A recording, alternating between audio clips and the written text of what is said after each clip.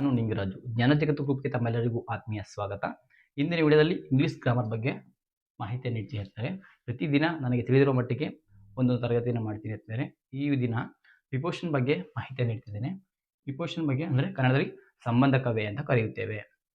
ಅಂದರೆ ಇದ್ರ ಬಗ್ಗೆ ಇಂಟ್ರೊಡಕ್ಷನ್ ಹೇಳಬೇಕು ಅಂತಂದರೆ, a word is accuse before a noun or pronoun to show its a relation with some other word in the sentence is called preposition. ಅಂದರೆ ಕನ್ನಡದಲ್ಲಿ ಯಾವ ಪದವು ವಾಕ್ಯದಲ್ಲಿ ನಾಮಪದ ಮತ್ತು ಸರ್ವನಾಮಪದದ ಮಧ್ಯದ ಸಂಬಂಧ ಸೂಚಿಸುತ್ತದೆಯೋ ಆ ಪದವನ್ನು ಸಂಬಂಧಕವೇ ಅಂತ ಕರೆಯುತ್ತೇವೆ.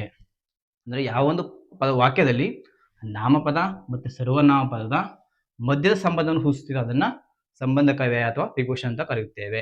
ಫಾರ್ ಎಕ್ಸಾಂಪಲ್ ಹೇಗೆಂದರೆ, preposition comes before the noun, ಅಂದರೆ ನಾಮಪದದ ಹಿಂದೆ ಪ್ರಿಪೋಷನ್ ಬರುತ್ತೆ. ಹೇಗೆ ಅಂತಂದರೆ, for example fishes live in water, ಈ ಥರ ಒಂದು ವರ್ಡ್ ಇದೆ. ಇದರಲ್ಲಿ ವಾಟರ್ ಎಂಬುದು ನಾಮಪದ ಹಿಂದೆ ಇದೆ ಪ್ರಿಪೋಷನ್ ಆಗಿರುತ್ತೆ. ಹೀಗೆ preposition comes before the noun, ಅಂದರೆ ನಾಮಪದ ಹಿಂದೆ ಪ್ರಿಪೋಷನ್ ಬರುತ್ತೆ. ಇನ್ನೊಂದು ಎಕ್ಸಾಂಪಲ್ ನೋಡ್ಬೇಕಂದ್ರೆ, preposition comes before the pronoun, ಸರ್ವನಾಮಪದ ಹಿಂದೆ ಪ್ರಿಪೋಷನ್ ಬರುತ್ತೆ.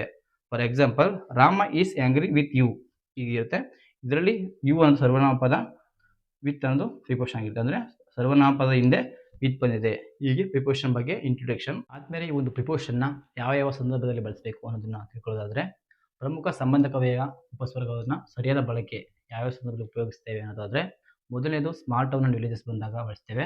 ಇನ್ನೊಂದು ಟೈಮ್ ಬಂದಾಗ ಬಳಸ್ತೇವೆ. ಅಂದರೆ ಯಾವ್ಯಾವ ಸಂದರ್ಭದಲ್ಲಿ ಅಟ್ ಅನ್ನೋದನ್ನು ಬಳಸ್ತೇವೆ. ಈ ಅಟ್ ಅನ್ನೋದ್ರ ಬಗ್ಗೆ ತಿಳ್ಕೊಳ್ಳೋಣ ಈ ಒಂದು ವಿಚಾರದಲ್ಲಿ. ಅಟ್ ಅಂದರೆ ಕನ್ನಡದಲ್ಲಿ ಅಲ್ಲಿ ಅಂತ. At if used when we talk about the small town and villages, ಅಂದರೆ ಸಣ್ಣ ಪರಿಧಿಯ ಹಳ್ಳಿ, ಪಟ್ಟಣ, ಸಣ್ಣ ಜನವಸತಿ ಇರುವುದರ ಬಗ್ಗೆ ತಿಳಿಸುತ್ತದೆ. ಫಾರ್ ಎಕ್ಸಾಂಪಲ್ ಹೇಳಬೇಕಂದ್ರೆ, ಈ ಲಿವ್ಸ್ ಅಟ್ ತಲಕಾಡು. ತಲಕಾಡು ಅನ್ನೋದು ಒಂದು ಸಣ್ಣ ಪುಟ್ಟ ಜನವಸತಿ ಇರುವಂತಹ ಗ್ರಾಮ ಆಗಿರುತ್ತೆ. ಅದರಿಂದ ಅದರಿಂದ ಇಲ್ಲಿ ಅಟ್ಟನ್ನು ಬಳಸ್ತೇವೆ ಆಗುತ್ತೆ. ಆದ್ಮೇಲೆ ಈ ಲಿವ್ಸ್ ಅಟ್ ಮುಡುಕುತೊರೆ ಅನ್ನೋದು ಅದು ಕೂಡ ಒಂದು ಸಣ್ಣ ಜನವಸತಿ ಇರುವಂತಹ ಪಟ್ಟಣ ಪ್ರದೇಶ ಆಗಿರುತ್ತೆ. ಆದ್ಮೇಲೆ ಮತ್ತೆ when we talk about the time of the day, ಅಂದರೆ ಸಮಯವನ್ನು ಸೂಚಿಸುವಂತಹ ಯಾವುದು ಸಮಯ ಸೂಚಿಸುತ್ತೆ ಅದರಿಂದ ನಾವು ಅಟ್ಟನ್ನು ಕಂಪಲ್ಸರಿ ಬಳಸಬೇಕಾಗುತ್ತೆ. ಇದನ್ನು ನೋಟ್ ಮಾಡ್ಕೊಳ್ಳಿ. ಆದ್ಮೇಲೆ ಈ ಲೀವ್ಸ್ ಅಟ್ 9 PM, ನೋಡಿ ಸಮಯ ಬಂದಿದೆ, 9 PM ಸಮಯ ಬಂದಿದೆ. ಹಾಗಾಗಿ ಇದರಿಂದ ನಾವು ಪ್ರಿಪೋಷನ್ ಅಟ್ಟನ್ನು ಬಳಸ್ತೇವೆ. ಈ ಅರೈವ್ಡ್ ಅಟ್ ಲಂಚ್ ಟೈಮ್, ಅವರು 9 ಲಂಚ್ ಟೈಮ್ಗೆ ಬಂದರು. ಅರೈವ್ಡ್ ಅಂದರೆ ಲಂಚ್ ಟೈಮ್ ಅಂದರೆ ಇದು ಸಮಯವನ್ನು ಸೂಚಿಸುತ್ತದೆ. ಲಂಚ್ ಟೈಮ್ ಅನ್ನೋದು ಸಮಯವನ್ನು ಸೂಚಿಸುತ್ತದೆ. ಆದ್ಮೇಲೆ ಅದರಿಂದ ಯಾವೊಂದು ಪದ ಸಮಯವನ್ನು ಸೂಚಿಸುತ್ತೆ ಅದರಿಂದ ಪ್ರಿಪೋಷನ್ನು ಅಟ್ ಇದ್ದೇ ಇರುತ್ತೆ. ಮತ್ತು ಅಥವಾ ಅಟ್ ಮಿಡ್ ನೈಟ್ ಆಗಿರ್ಬೋದು, ಅಟ್ ಸನ್ಸೆಟ್ಟು. ಹೀಗೆ ಸಮಯ ಮತ್ತು ಸಣ್ಣ ಪುಟ್ಟ ಹಳ್ಳಿಗಳು ಇವೆರಡು ಬಂದರೆ ನಾವು ಅಟ್ಟನ್ನು ಬಳಸುತ್ತೇವೆ. ಬೇರೆ ಈ ಒಂದು ಮಾಹಿತಿ ಇಷ್ಟ ಆದರೆ ಆದಷ್ಟು ಶೇರ್ ಮಾಡಿ.